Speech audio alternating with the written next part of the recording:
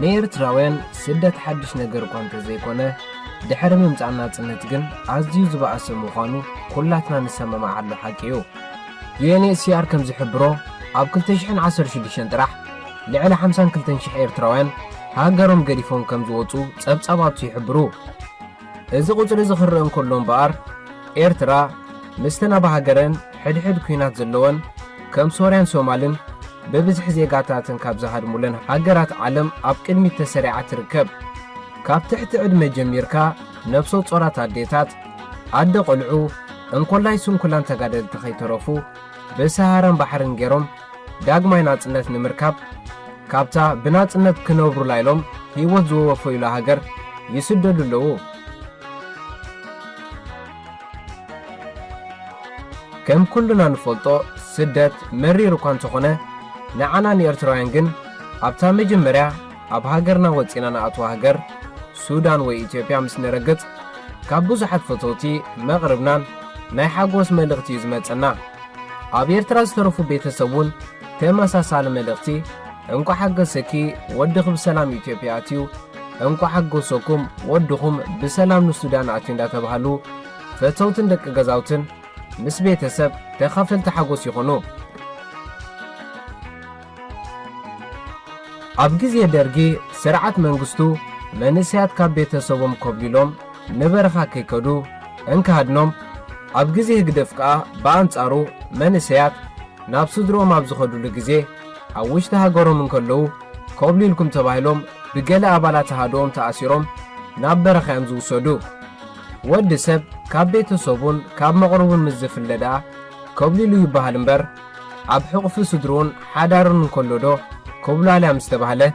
እዚ ስለ ዝኾነ እዩ ከዓ ወለዲ ካብ ኣብ ቅድሚ ዓይኖም ኣሃዱኻ መጺኦም ተባሂሉ ከም ከልቢ ተሓኒቑ ዝኸይድ ካልእ ኣማራፂ ስለ ዘየለ ናብ ስደት ዘምርሑ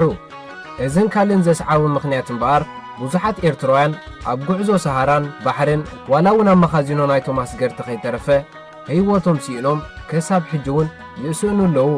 ኣብዚ ሕጂ እዋን ኣሽሓት ዝቝጸሩ ኤርትራውያን ኣብ እስራኤል ተሰዲዶም ከቢድ ናብራ ይሕልፉ ኣለዉ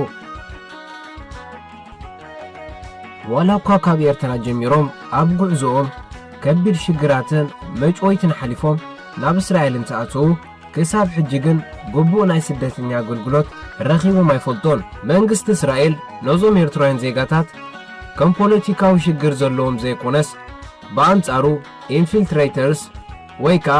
ከም ጸላእትዮም እንዳበለዩ ዝገልጾም እዚ ስለ ዝኾነ ከዓ ኣብ ልዕሊ ኤርትራውያን ስደተኛታት ኣዝዩ ዘይምቹእ ፖሊሲ ብምፍጣር ነታ ሃገር ገዲፎምላ ዝወጹሉ መንገዲ ንምርካብ ክሳብ ሕጂ በርቲዑ ይቃለስ ኣሎ ኤርትራውያን ስደተኛታት ኣብ እስራኤል ምስቲ ሕብረተሰብ ከይሕወሱ ዝኾነ ኣገልግሎት እውን ከይረኽቡ ሓደ ካብቲ ቀዳማይ ፖሊሲ ናይቲ መንግስቲ እዩ ምኽንያቱ ናይቲ ሃገር ዲሞግራፊ ብስደተኛታት ከይዕብለል ተባሂሉ ዝተገብረ እዩ ብኻልኣይ ከዓ እቶም ካብ ኤርትራውያን ቤተሰብ ዝውለዱ ቆልዑ ብስቴትለስ ወይ ከዓ ሃገር ኣልቦ ተባሂሎም እዮም ብመንግስቲ እስራኤል ዝጽውዑ ሃገር ኣልቦ ማለት ከዓ ሓደ ሰብ ካበይ ከም ዝመጸን መን ምዃኑን ዝኾነ መፍለጢ አይደንቲቲ ወይ እውን ፓስፖርት የብሉን ማለት እዩ እዚ እውን መንግስቲ እስራኤል ነቶም ኣብ ሃገር ዝተወልዱ ቆልዑ ኣብ ሲስተም መታንኪኣቱ ዝገብሮ ዘሎ እዩ ክሳብ 18 ዕድመ ብስቴትለስ ወይ ሃገር ኣልቦ ተባሂሎም ክጽውዑ ድሕሪ መጽናሕ ድሕሪ 18 ምምለኦም ግን ተመሳሳሊ ከም ናይ ወለዶም ብኢንፊልትሬተርስ ይጽውዑ ወግዓዊ ፍቃድ ናይ መንግስቲ ወይ ከዓ ኣብ ሲስተም ናይቲ ሃገር እትዋት ስለ ዘይኮኑ ናይ ጉልበት ስራሕ ከም ጽሬትን ኣብ ሬስቶራንት ድስቲ ምሕጻብን በብእዋን ጊዜያዊ ናይ ስራሕ ፍቃድ ልክዕ ከም ናይ ወለዶም እንዳተዋህቡ ክሰርሑ እቲ ዕላማ ዋላ እኳ 12 ክፍሊ እንተተማሃሩ ብድሕሪኡ ግን ኣብ ናይ ፕራይቬት ቤት ትምህርቲ እንተዘይኮይኑ ኣብ ካልእ ትምህርቲ ክቕጽሉ ኣይፍቀደሎም እዩ መንግስቲ እስራኤል ነቶም ኣብ ሃገር ዘለዉ ኤርትራውያን ስደተኛታት ከም ናይ ፖለቲካ ሽግር ዘለዎም ዘይኮነስ ናይ ቁጠባ ጸገም ዘለዎም ገይሩ ስለ ዝቖጽሮም ክሳብ ሕጂ እቲ ሓደ ስደተኛ ክረኽቦ ዘለዎ መሰረታዊ ኣገልግሎት ክረኽቡ ይከኣልን ዘለዉ እዚ ኩሉ ሽግር እንዳሓለፉ ግን ብዙሓት ኤርትራውያን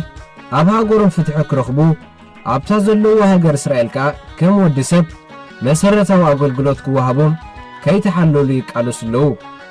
በአንጻሩ ግን ገለ ኤርትራውያን እንተስ ብዘይ ምስትውዓል እንተስ ብፍላጥ ነቲ ንዕኦም ከም ጸላእቲ ንደቆም ከዓ ሃገር አልቦ እንዳተባሃሉ ከም ዝጽውዑም ገይሮም ዘለዉ መንግስቲ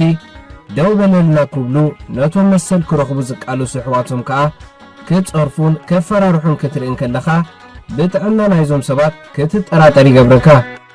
መንግስቲ ማለት ብዜጋታቱ ይኾነኒ ተባሂሉ ዝተመርጸ ንዜጋታቱ ከዓ ብዝግባእ አገልግሎት ዝህብ እዩ። እዚ ስለ ዝኾነ እዩ ከዓ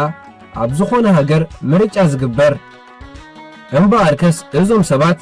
ንሶም ከም ጸላእቲ ደቆም ከዓ ከም ሃገር አልቦ ተባሂሎም ዝጽውዑላ ሃገር ክነብሩ ካብ መረጹ ብዛዕባ ናይ መንግስቲ ዳሎም መንግስቲ ናይሎም ዝዛረቡና ዘለዉ ክሕብሮና ምፈተና